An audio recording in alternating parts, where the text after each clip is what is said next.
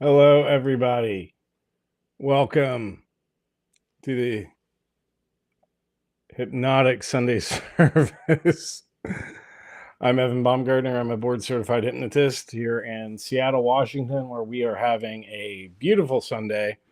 So I will try to keep this somewhat brief today so I can get out, enjoy the rare sunshine that we are having for this time of year. So today, I am going to talk about something that a lot of people have been asking me about.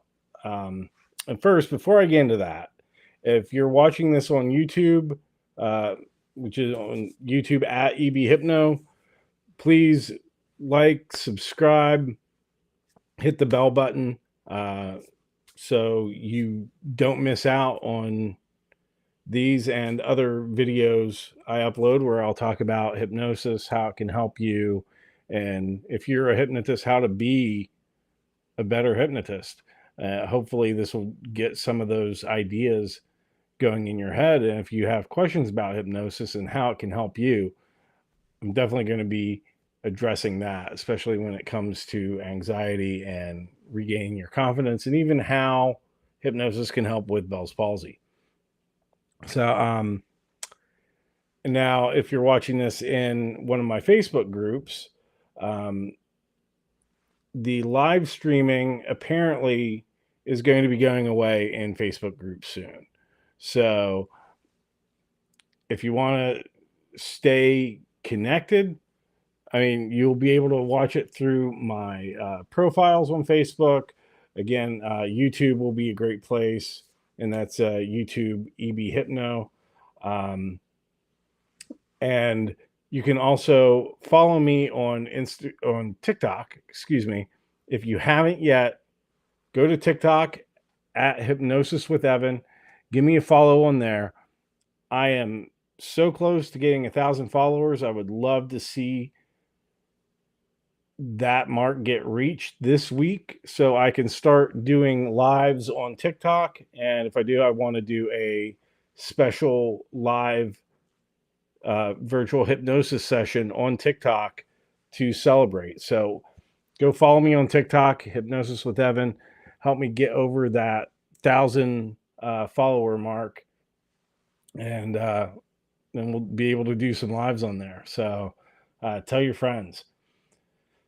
But anyway, that's not what I really want to talk about today.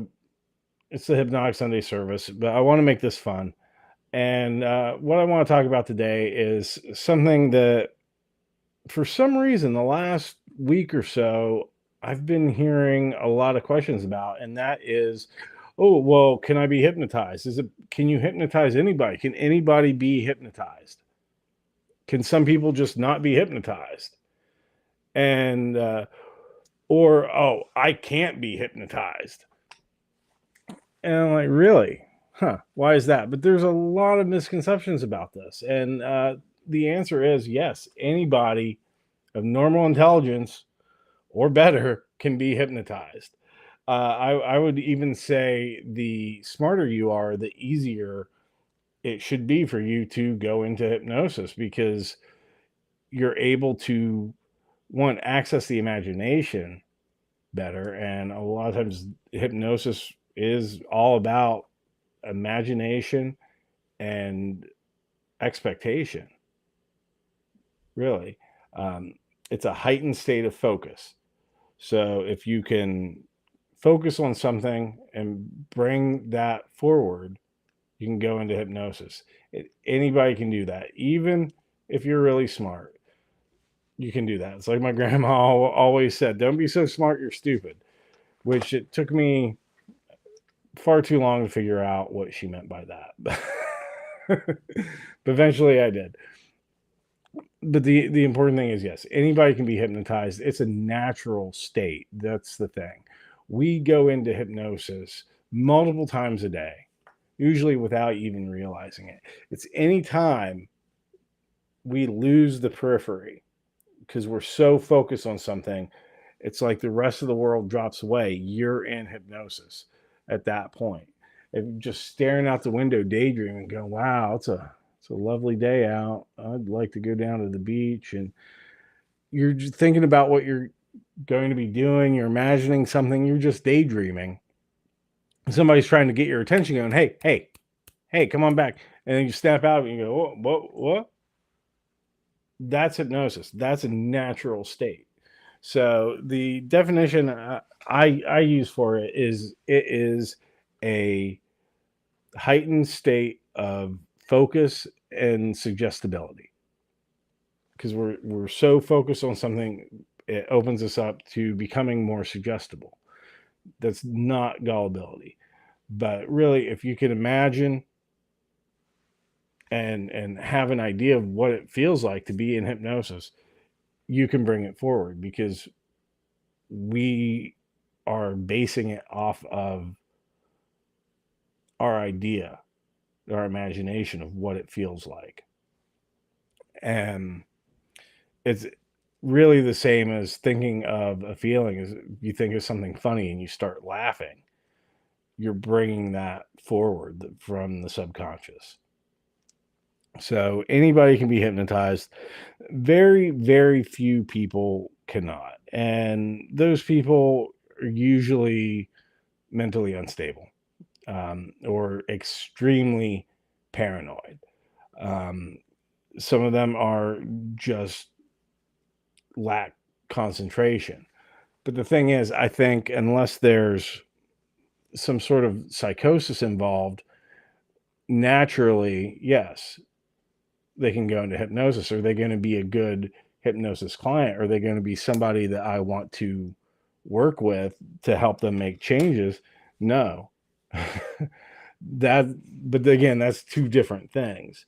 Um, Especially if they're mentally unstable and extremely paranoid, I'm definitely not going to want to work with them, and that's okay, because they aren't going to want to come to a hypnotist and be hypnotized.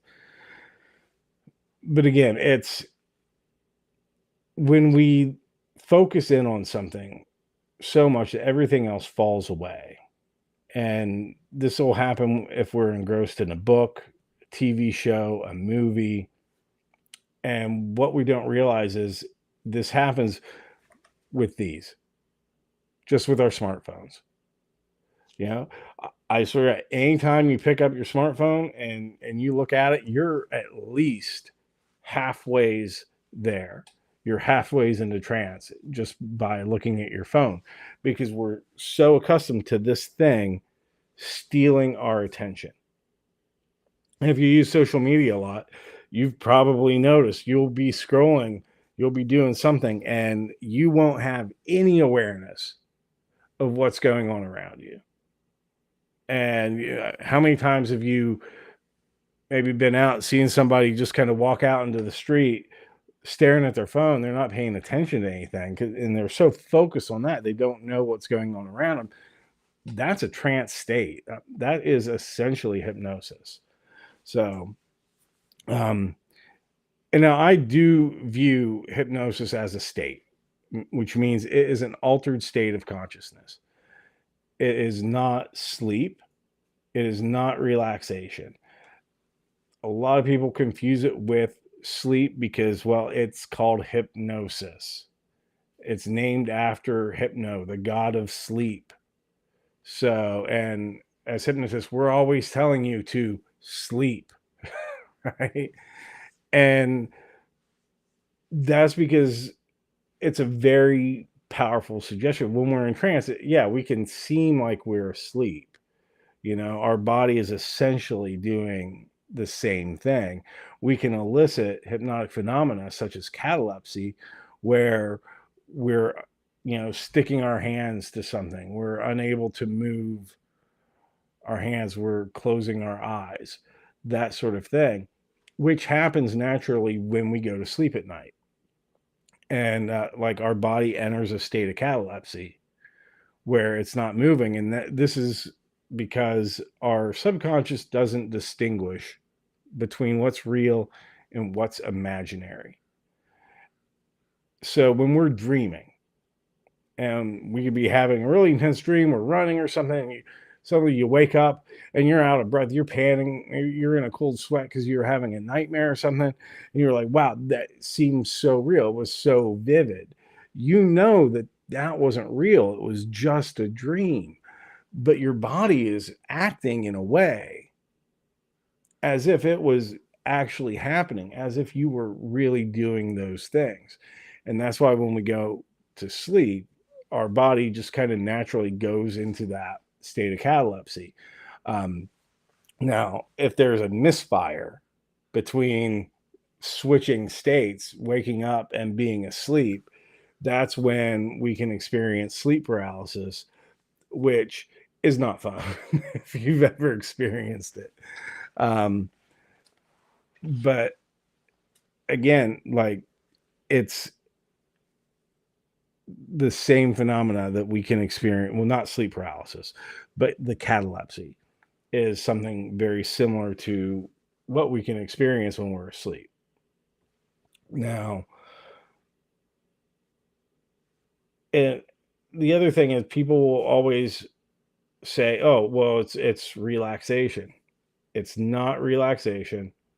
Relaxation is a byproduct of hypnosis. You will become, hey, Brown Williams and Nora and Chris, good to see you. Thanks for tuning in. Anyway, relaxation is a byproduct of hypnosis and not actually itself. When, as hypnotists, when we guide people into hypnosis and we tell them to relax or focus on a feeling of relaxation, it's again, we're harnessing your attention onto a specific feeling in order to get hypnosis, right? Because again, hypnosis is that focused state. Now, who doesn't love to relax, right? It's a great feeling. And a lot of us, we don't allow ourselves to relax enough.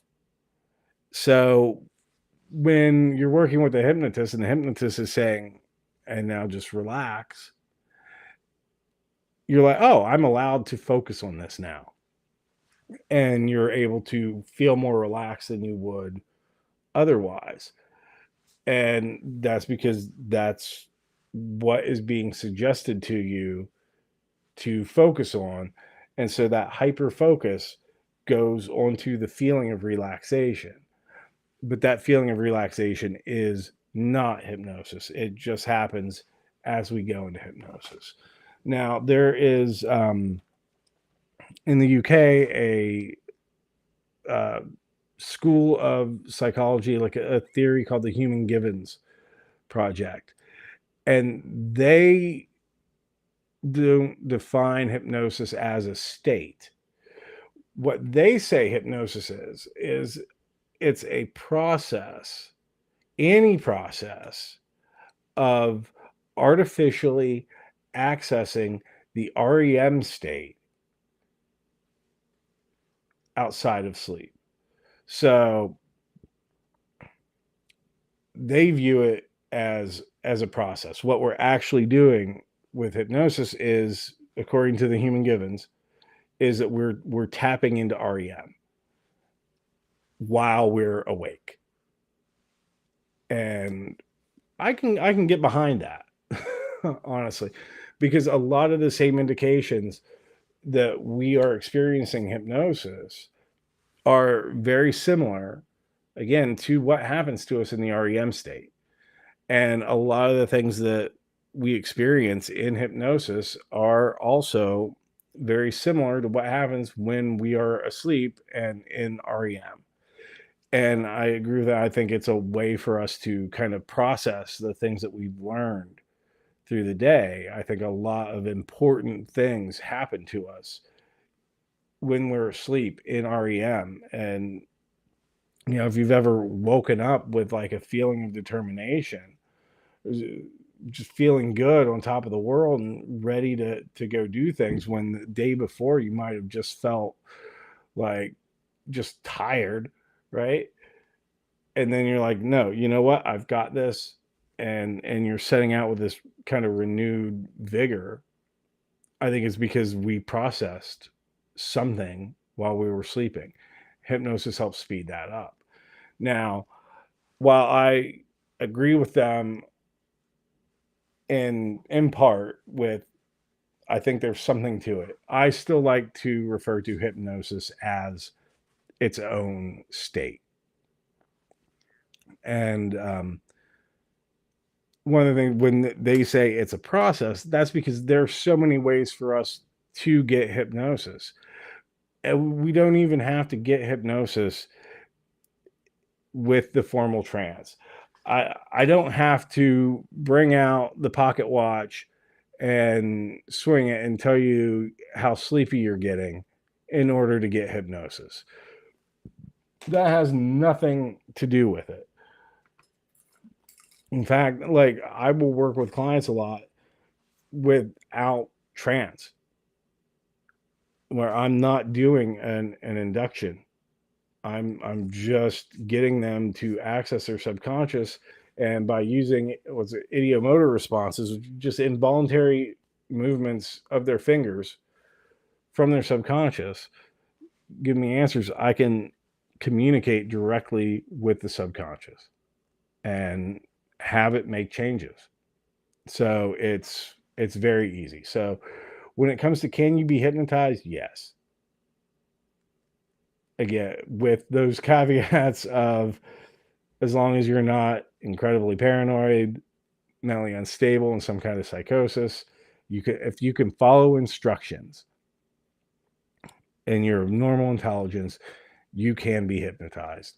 In fact, you get hypnotized all the time by your smartphone, by daydreaming, looking out the window, by being engrossed in a book or a movie. You're guiding yourself into that state just naturally.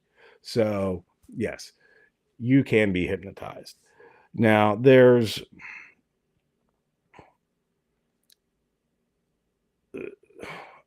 a stat that people have said to me about, oh, I thought only 20% of people could be hypnotized. And that's false. And I think that there was a study about it, but it's kind of misleading. And basically, what they found was, with that 20% of people can be easily hypnotized. And that's what we call a somnambulist, somebody who goes into hypnosis very easily. And in that 20%, there's a even smaller percentage we call virtuosos, who are like extremely hypnotizable. They go into trance incredibly easy. If a virtuoso is watching this, just because I've said hypnosis and trance so many times, you might be in trance right now if you're a virtuoso. For that, I apologize. But I know that when you come out of it, you'll wake up feeling refreshed and on top of the world and ready to just continue enjoying life to its fullest each and every day. So that's where the 20% comes from. That also means that 20% of people are difficult to hypnotize. And well, if you say, oh, well, if everybody can be hypnotized and hypnosis is a natural state that we all go into multiple times a day, every day anyway, how are some people harder to be hypnotized than others? And a lot of that comes to how willing you are to go into it. If somebody is resisting, then obviously there's going to be a difficult time. If you absolutely refuse to do anything a hypnotist asks you to do when you're being guided into trance, you're not going to go, because you don't want it. You're not allowing it to happen at that point. Um, but there's also the analytical minds, and that can make things more difficult. I'm a very analytical person. If I'm being hypnotized by another hypnotist, I'm always like, listen, I'm like, ooh, what's going on? What are they saying here?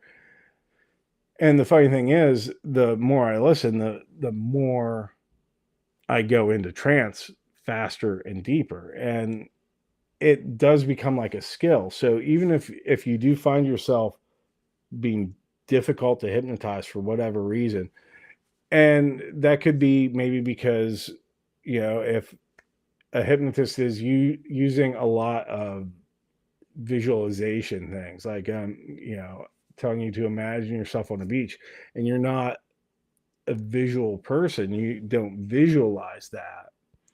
And they also haven't told you like to just use your imagination on it. You might be thinking, well, what's this supposed to be? What am I supposed to do? Because it hasn't been explained to you enough to follow the directions. But it is a skill essentially. And the more that we practice going into hypnosis, the easier we find it to be to go into hypnosis myself. I remember when I first started and I'm doing self hypnosis on myself, and I have no idea, right? What I'm doing essentially. I have like, okay, there's these steps, and I'm going to do this, and I'm going to go into hypnosis myself. It's a very different experience than working with a hypnotist and being guided into it. So at first, I didn't know if I was doing it right or not. And I'm spending 20 minutes doing a progressive muscle relaxation on myself to get myself into hypnosis. And if I would give myself 30 minutes to do self hypnosis, I would spend 20 minutes of that guiding myself into trance. But the more I did it, the easier it got. And I knew what the feeling was. I knew what to expect and what it would be like when I was in hypnosis. And then I was just able to imagine that. And then I, anchored that state to something I did. So anytime I was doing self hypnosis, I would, for me, I could push my hands down, take a deep breath in. I'm like, I'm going into hypnosis now. And I can be there in, 30 seconds to a minute if I want. And it's a great thing, but that it's such a difference from now after doing it every day for years versus never having done it before on myself. And I mean that's self hypnosis, and again, it's a different thing than when you're working with a hypnotist. But that's also something else is that could be difficult is the amount of rapport that you have with your hypnotist if you're working with someone. It's a two-way street. That you need to trust your hypnotist. You need to feel a connection with them and allow them to guide you into this and to help you resolve this problem. You're doing the work. They're just guiding. I tell my clients, it's like you're the one that's making the changes. The changes are all happening up here in your head. I'm not doing anything to you. I'm guiding you. I'm guiding you into trance, into hypnosis, so you can make those changes. You're the one, that issue that you're working with me on, that's your Mount Everest. And I am simply your subconscious Sherpa showing you where to put your feet, what to grab onto next, so you can get to the top and start enjoying life with those changes that you've made.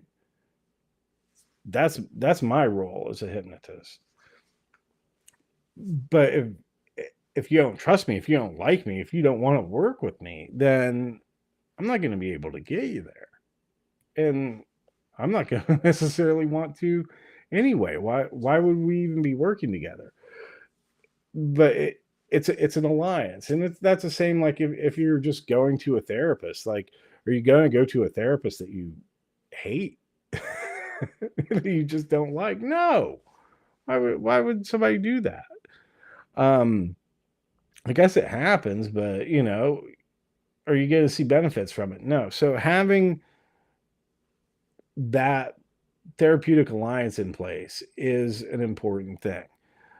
And the other thing is, like, your hypnotist needs to listen to you and understand your concerns and be able to make you comfortable with it and demystify the process. And so you can trust them, but they need to also hear where you're coming from and understand that, because again, if we're looking at your Mount Everest here, and if your hypnotist is your subconscious Sherpa telling you where to put your feet, they need to have that rapport with you to be able to understand, okay, this is the right kind of path for us to go up the mountain or not. And that comes down to different styles of hypnosis. Like I said, I can do stuff without a formal trance induction, and I will do that a lot. Not everybody that comes to me wants that or likes that. Some people want the experience. I've had clients that have actually requested that I use the pocket watch. Typically, I bring this out for fun. I will use it if I'm out doing street hypnosis, but I'm not using it in my office in a therapeutic environment, let alone you in a Zoom session. But I've had people, because that's such a powerful symbol of hypnosis in their mind, it's associated with that they want me to put them into trance with the pocket watch. So I'm like, okay, doing a hypnosis without trance with them wouldn't have worked, because that wasn't what they were looking for. That wasn't what they needed to get the changes. And yeah, so some people love, like, regression. I don't like to work with regression. I think in most cases it's unnecessary, and I have worked with it before. Now I will only do it if that is what I feel is the absolute right call to do. Some people need that. And that's why, I believe in having a deep hypnotic toolbox as a hypnotist to go to. So you can handle that. But some clients that's their only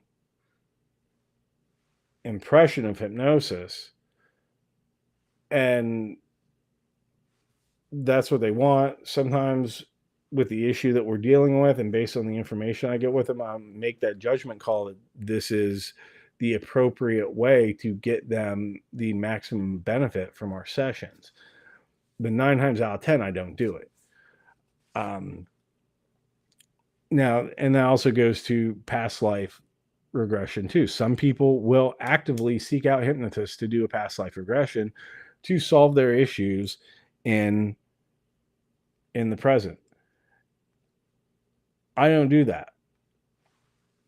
So I'm not going to be the right hypnotist for you. If you want a past life regression, you're going to want to find somebody that specializes in that.